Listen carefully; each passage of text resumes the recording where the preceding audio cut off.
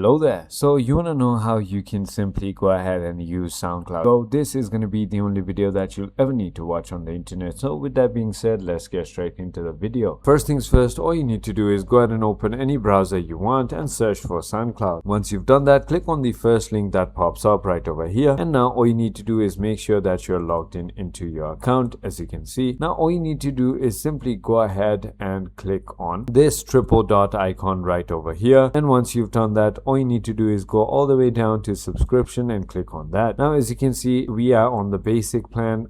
It also suggests us to get a artist pro plan if we are artists. However, if we are a student or anyone listening to it, you can simply go ahead and click on get SoundCloud Go plus for 50% off. Simply go ahead and click on that, and now this is it. You need to go ahead and firstly purchase the SoundCloud Go, and then once you've done that, you can simply go ahead and listen to ad-free listening on SoundCloud. So that is about it. I hope this video was helpful to you. If it was, hit that like button and I'll see you on the next one.